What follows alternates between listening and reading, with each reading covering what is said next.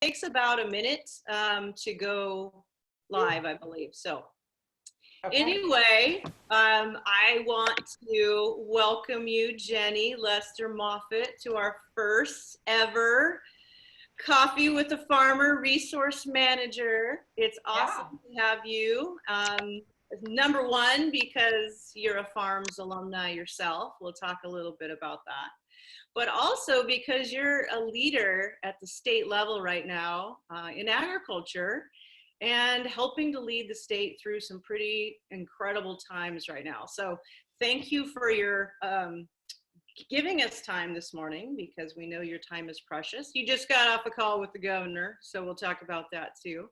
But yeah, it's just super awesome to have you, and I want to welcome you. And why don't you just take a couple of minutes, Jenny, to introduce yourself, kind of where you're from, and a little bit about yourself. Sure, yeah, absolutely. So as Mary mentioned, I did the Farms Leadership Program. I'm a farm girl from Winters. So I'm born and raised on my family's organic walnut farm. And, really valued the experience I had growing up, and all of the work that my family has done on the farm. When I was 12, we decided to start processing organic walnuts. And so I joined in and I decided that I'd help out with the family business. So I started shipping sample walnuts around the world and started developing our first customers. So I've been really actively interested in what we've done on our farm and what agriculture does generally, feeding the people around the nation and around the world since a very young age. When I was in high school, I grew up, of course, doing 4-H and FFA.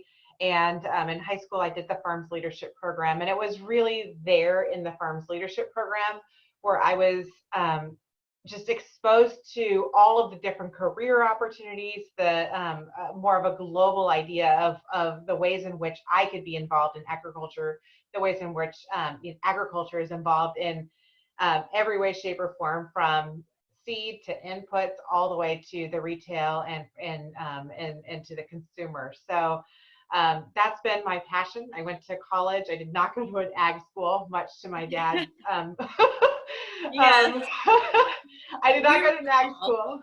Yeah. But I went to Brown University and I studied economics and environmental studies, which I loved. And then when the Farms Leadership Program started becoming a nonprofit, I became engaged in the program in a whole new way, as kind of developing my own leadership abilities as being a board member for the Center for Land-Based Learning.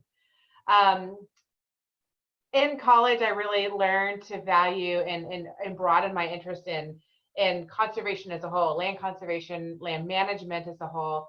And so I worked for American Farmland Trust for a couple of years, actually 3 years, before I then came back to my family's farm and worked on my family's farm. So Jenny, can you explain what American Farmland Trust is? Yes. Because I remember when you were working for them, and I remember that it was a really valuable kind of first job experience, kind of outside your family's farm, and just kind of how you got that job and why you wanted to do that, and kind of what you learned from American Farmland Trust.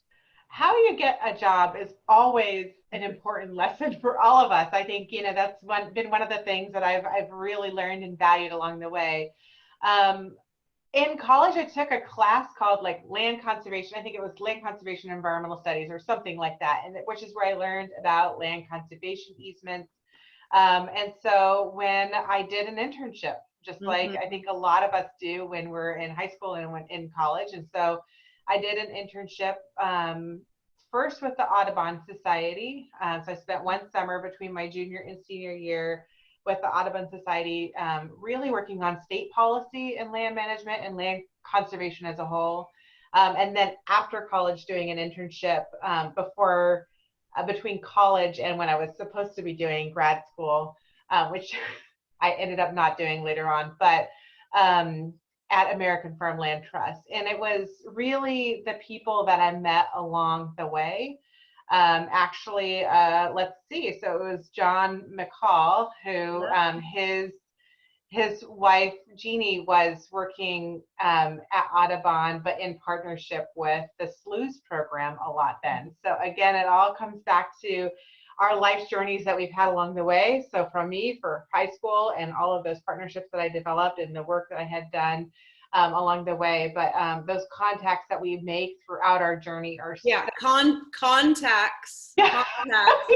Those students, don't forget how important those contacts are that you've had. That's what Jenny's talking about going to Farms Days, Farms Leadership, Farms Advance, those contacts you've made, and that Jenny, in this case, then really utilized those contacts and reached out to the people that she'd met and said, it's nerve-wracking to utilize those contacts. Yeah. And reach out and say, hey, I'm looking for an internship, or hey, do you know of other jobs? But I think, at least sitting down and having coffee, phoning them, those sorts of things. Sorry, my phone's ringing. Those sorts of things are just really important. And I know it's nerve-wracking, but taking that kind of first plunge, it's so valuable. Absolutely.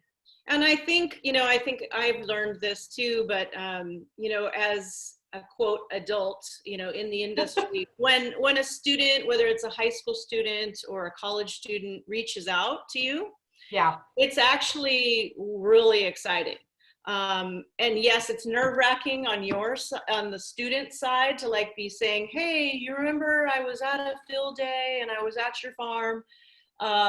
But when you show interest in the work and the kind of potential opportunity at that particular farm or processing facility or business, that actually is super exciting to those of us who are on this side of it going, hey, that student is actually really paying attention.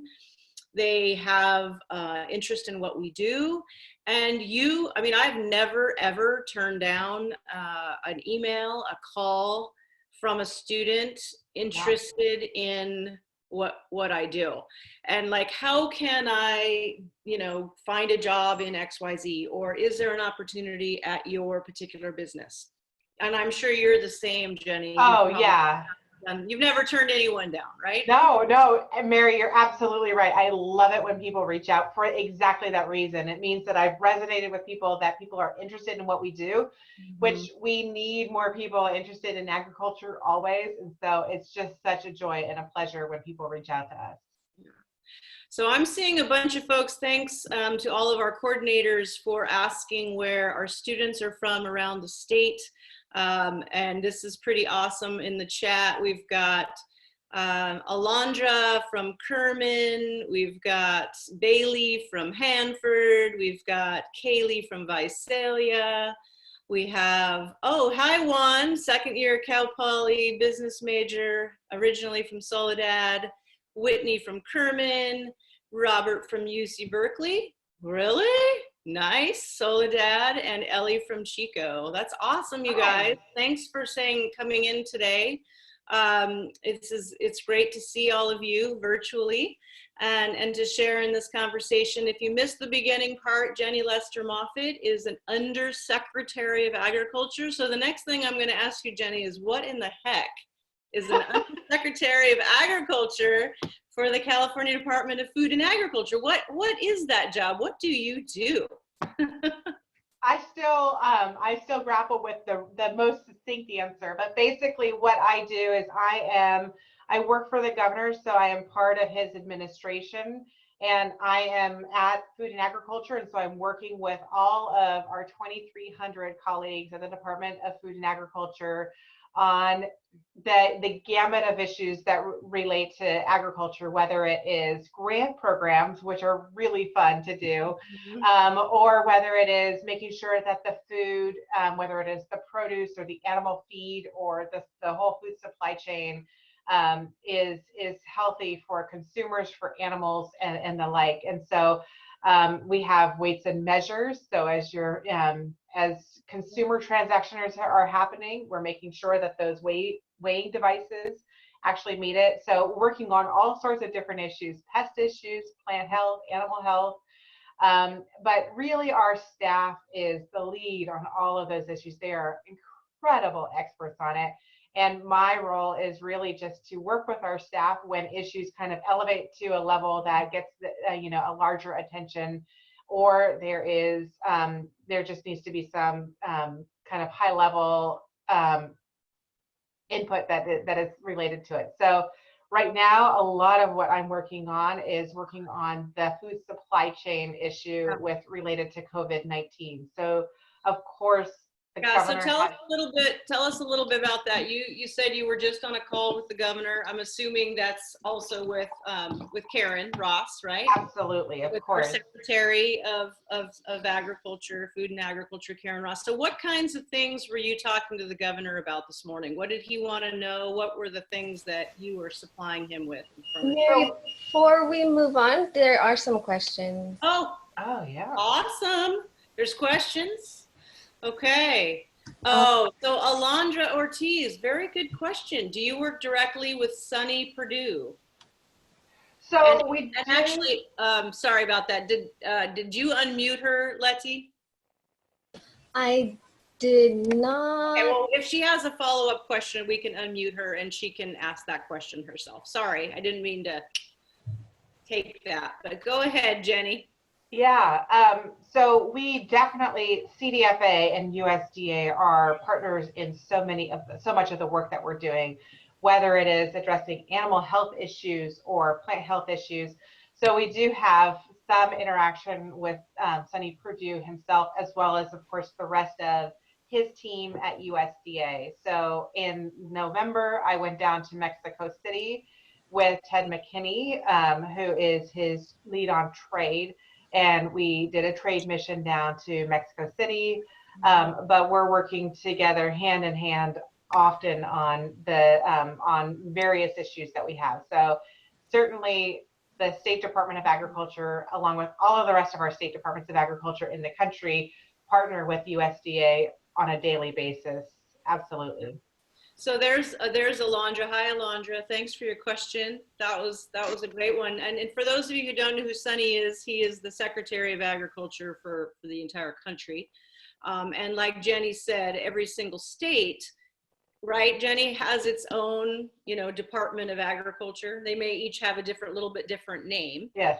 And then each state really does a lot of their own work, but of course always is connecting with the USDA, United States Department of Agriculture, on a lot of issues, especially as they connect with different, whether it's different states, like pest issues, right? Oftentimes are national, so you're absolutely working at the national level to connect. International, like you were saying, trade, that's something that you're going to be always working with in USDA. Yeah, so about a third of our budget comes from USDA, so at CDFA. So it's an important partnership. They are the lead on many of the animal health issues. So if you've heard about Newcastle disease, which has affected poultry down in Southern California, Riverside County, Los Angeles County, San Bernardino counties. It is a disease that has affected poultry. It's lethal to poultry. And so we are very closely working with USDA as the lead, but certainly us hand in hand, working on quarantine orders, working on making sure that that disease doesn't transmit beyond the current area. And actually, if we can, we're working on trying to get fingers crossed, freedom from disease right now with USDA. Sounds a lot like what we're trying to do with COVID-19. Exactly. It's actually very interesting to talk about those kinds of things. We actually have a question. Yeah, I was just going to say, I saw there was a question about COVID-19. So Juan Perez, who is an alumni from our Monterey Santa Cruz program and who's currently at Cal Poly San Luis Obispo. Well, maybe you're home right now, Juan. I don't know, probably doing everything online. But you had a question for Jenny. So please go ahead and ask that.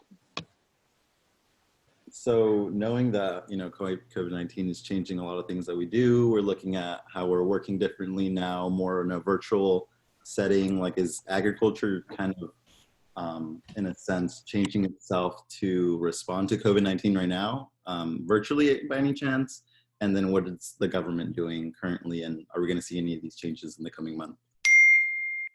Yeah, so I think first and foremost, what the government is doing is we are absolutely in emergency response mode. So just like what you hear from the governor on making sure that we have enough hospital supply beds, that we have the supplies for hospitals, we're also doing the same thing with the food supply system.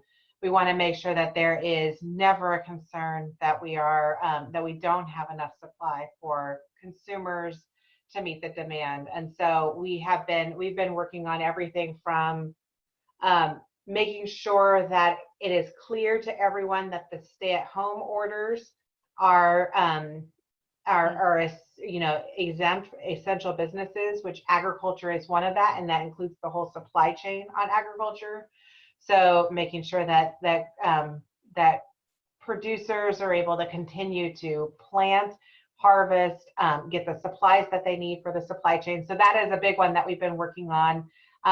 Freight and trucking is also another one, as we have seen a huge shift in how food is being served around the world.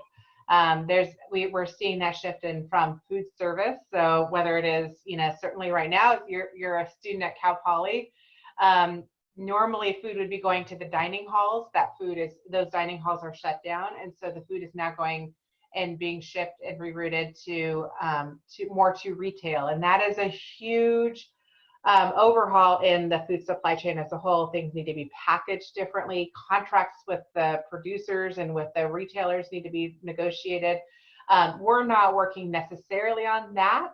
That's what the farm and ag businesses are doing. But we're making sure that any sort of roadblocks that are in the way, that we can address those in a timely manner, so that we continue to have that farm to fork continuum and assurance that the governor continues to make with the people of the state of California, that people will continue to be able to rely on that food system that we have.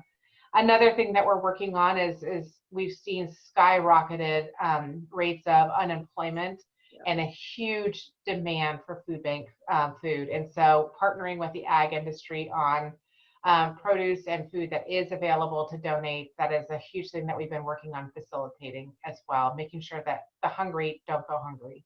Yeah, I volunteered yesterday, Jenny, in Esparto, a little town near here, at a food bank distribution, a normal Sunday distribution, but of course it had about double the numbers of people. But I was just so incredibly impressed by all of the donations of fresh fruits and vegetables, very healthy food, great food from local grocery stores, local farmers, and just people who literally had gardens that had a lot of extra food to donate, that had brought it down, which was amazing. And people were, of course, incredibly thankful for all of that food. They do it 3 times a week, but the Sunday one tends to be the biggest. And so that was, and I'm sure there's going to continue to be more people coming, just like you said. So you're absolutely right. That's a huge part of the response. I think, Juan, the interesting thing about agriculture is it's not virtual, Yeah. I think because of this whole essential, the situation is that agriculture has been deemed essential, which, makes it possible. Not so much that it's business as usual, because it's never business as usual in something like this, but that it is, can go on as much as possible as normal. Big shifts, like Jenny was saying. I think I had a question for you on that. We had just last week, this happened locally in Winters, and Jenny so well know you'll appreciate this. So one of our local farms was reporting that their farm workers, labor contractor and farm workers were extremely scared to come to work because of what they've been hearing as the stay-home order, that they were supposed to stay home. And they thought that they would be stopped by police or by sheriff, and not so much arrested, but concern about that too. So we had asked our Assemblywoman, Cecilia Aguiar Curry, to talk to the governor, maybe you and Karen can, about a way to get this out over the radio. Because that is honestly where a lot of farm workers do receive their information, that they are absolutely supposed to be, if they can, and they're not sick, going to work, and how essential they are to this system. And even if the governor could say something to that effect, because it is confusing. You hear stay at home, stay at home, stay at home, and it doesn't always get said, oh, by the way, farmers and farm workers, you guys are okay, you're good. That doesn't get said. And I don't know if there's a way, if you guys have already thought about this and you've already talked to the governor about this, but this is Marisa Alcorta and Terra Firma. They're having a lot of people not even coming and at all.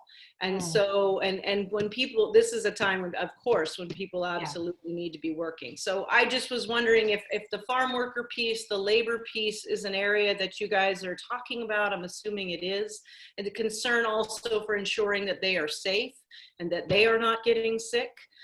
The students this year in Farms Advanced have been studying labor. And to me, this is a perfect opportunity for you to talk about that and in the face of this crisis.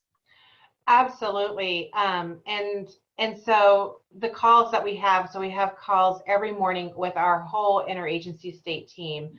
So that includes transportation, it includes highway patrol, it includes law enforcement, as well as, of course, Go Biz and every other part of our state team. And so we have these types of conversations because farm workers are part of our crucial inventory or crucial infrastructure that we have here in the nation.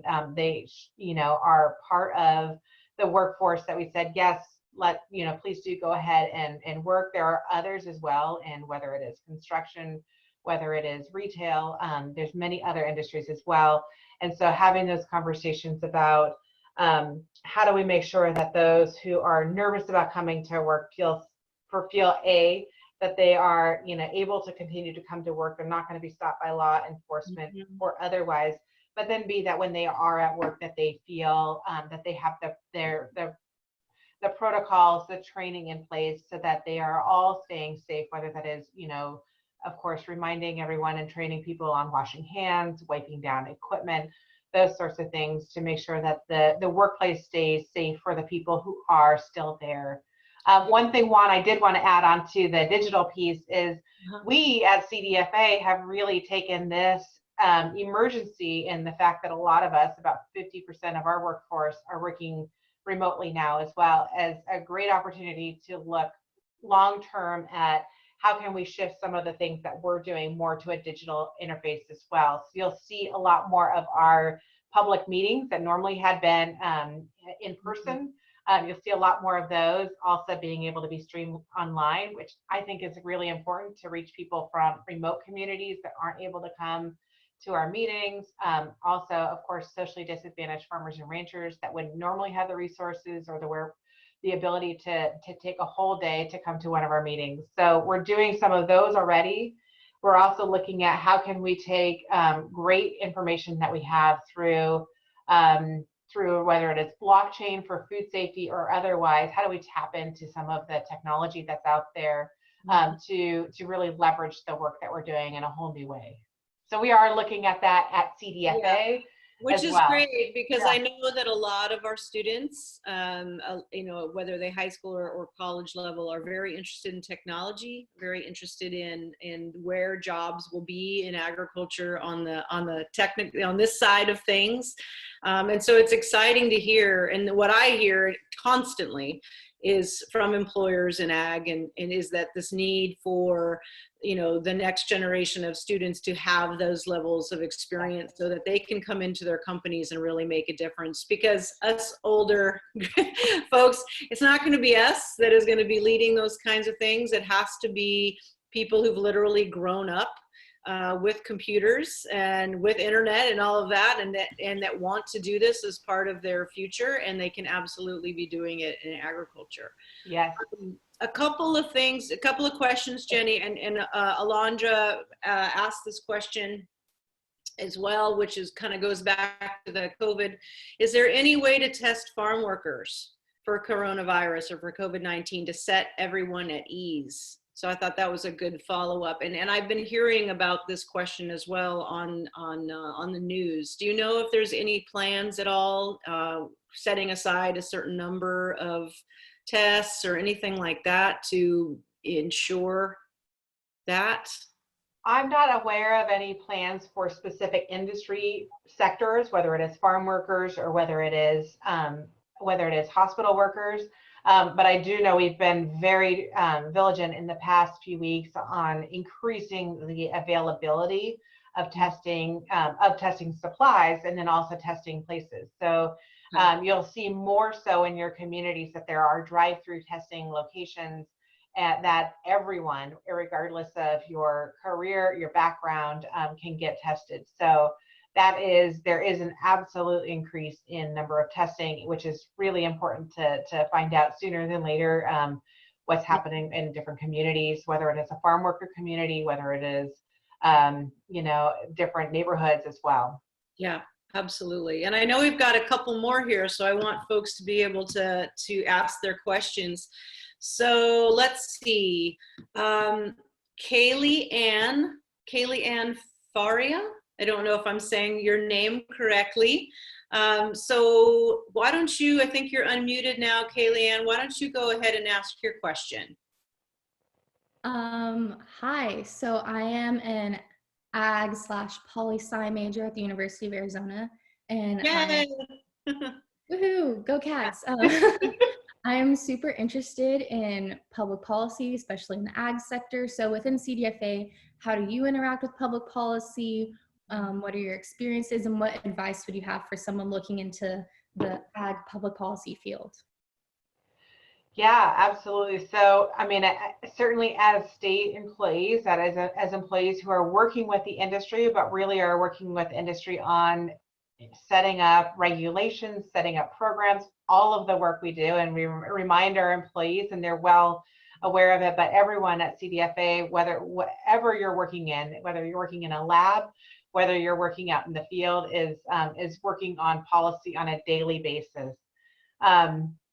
Developing new policy regulations, certainly we are doing that all the time, whether it is, and one thing I will say is a lot of what I do is not just work with our team at the department, but also work with our team in the administration, because we know very well in agriculture that water policy is a huge part of what agriculture does. And so water policy, we are partnering with our State Water Resources Control Board, Department of Water Resources, as the DWR is implementing the Sustainable Groundwater Management Act, which is probably one of the biggest policy implementers right now that is going on in the water world. Of course, water quality is another big one as well. But so we're working in the policy setting, and I think that it is just a fun time to be in agriculture because there's so much going on. It's also a difficult time to be in agriculture because there's a lot going on. And I think the more that folks in agriculture, and that there are people in agriculture who are staying tuned to what's happening in policy, so that the farmers and ranchers can continue to do the job that they're doing, growing the food and the fiber that we eat, that we wear, is really important. So policy is so key and so crucial. And so I'm working on policy all the time. That is basically my job, is working on ag policy. And it's great to have more people who are interested in working on ag policy. We definitely need a lot of those, whether you're working at CDFA, whether you're working in a lot of the groups that we're working with. So folks like the Farm Bureau and Western Growers and Ag Council of California, and I'm going to start listing and then I'm going to forget people. So, but there are so many different organizations that play a huge role for agriculture, being really those people in Sacramento, people in the counties working with the farmers and ranchers on making sure that their voices are heard in Sacramento are so important as well. So do you have some advice, given that she's, I think what you said, sophomore year? I can't remember what you said, Kaylee. So what should she work on, trying to get some internships? Absolutely. Yeah. So internships, let's see, I think I saw that you're from, are you from Visalia? Maybe I saw someone else from Visalia, but yeah, so internships, whether it is with back home in your community, depending on what your situation and setting is, are really important. Again, reaching out to the people that you know. So if you've done farms leadership, reaching out to some of the farmers that you've been working with. And then also just, certainly looking at what CDFA has. We have a robust internship program. honestly, I don't know what that's going to look like this summer. Yeah. But we do have a robust internship program. We're always looking for interns at CDFA, reaching out to your local elected officials, whether those are supervisors, your assembly members, as Mary had mentioned. They are so important too. Let's see, who else? There's lots of people to reach out to, but I would definitely say an internship is a really important way to do that. Even if it is this summer, maybe more of a remote internship. Yeah.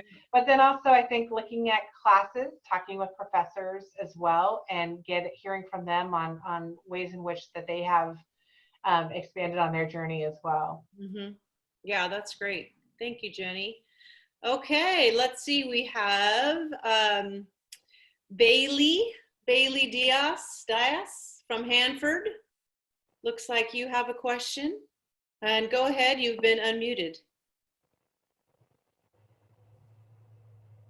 Bailey, I think you've been unmuted. Oh, looks like the mute's back on. Oh, there we go. It's off. Okay, I think you can speak now. Okay, so I have a question about the high demand for food. Do you think that once the pandemic is over, the demand drop in food is going to hurt the ag industry? Great So are you question. saying, are you saying the demand for food bank food or food just generally? I think it's just general food, like all the craziness going on right now with hoarding. Hoarding eggs. Yeah, so it's been fascinating to just see what people are really flocking to. Eggs, milk. We're seeing a huge demand in those. Of course, the shelf life for both are pretty short. So, but if there is stockpiling happening on rice, let's say, something that has a longer, I'm just picking on rice because it has a longer shelf life. So I think, we do see a huge demand. We also just see a shift in demand. And I think the great thing about our industry is that people continue to eat always. They need to eat. And so we will have a continued demand for food, and especially for fresh produce and dairy products that have those shorter shelf lives.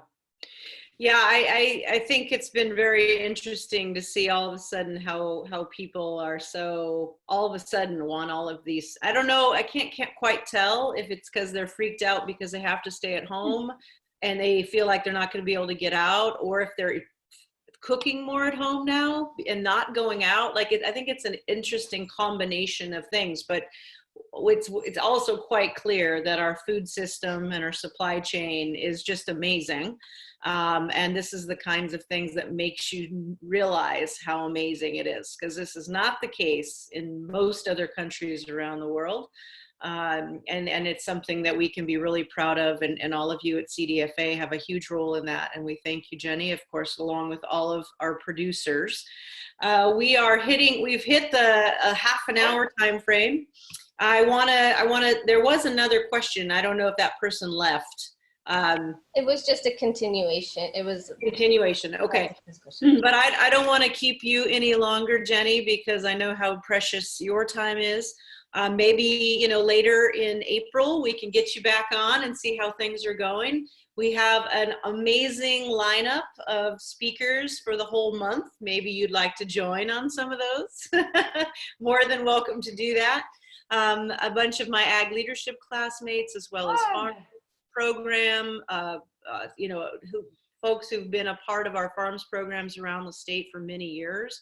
That's a really exciting group of folks, and it's going to be fun to talk to everybody.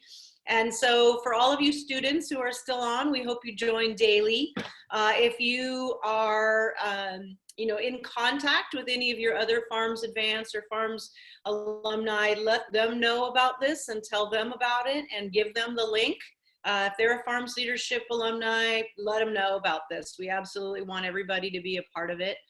And tomorrow we're going to be speaking with one of my ag leadership classmates, Blake Carlson, who's a peach farmer from Kingsburg. And so a very, probably very different conversation tomorrow. Literally, he's, probably out in the orchards checking on things, and he also operates a pretty big processing facility. So he's going to have a different perspective on what's going on right now and just kind of what his daily life is. And we're excited about that. So we'll also get out a list of kind of all of the speakers over the next, I think we have like 20 days worth already, which is awesome.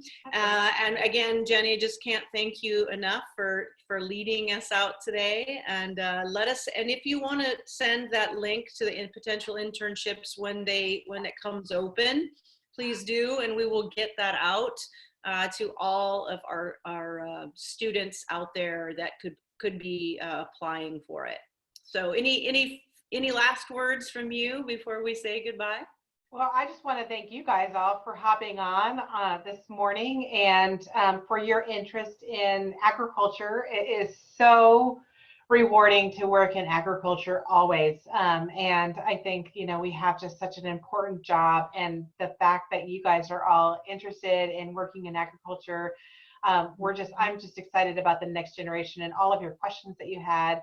Mary, you're absolutely right. The food supply chain is so resilient. We're shifting and pivoting as we go, and it's really just remarkable to see the amount of interest from consumers right now in where our food is coming from and how it's grown and who's growing it. So it's unfortunate that it had to take something like this, but I think it is just a really exciting for everyone to really be more connected to where our food is coming from right now.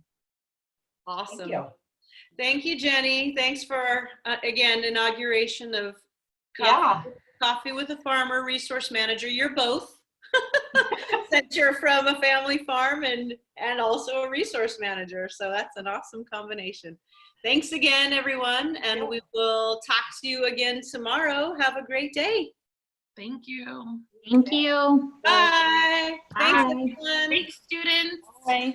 Thank you, students. Yes.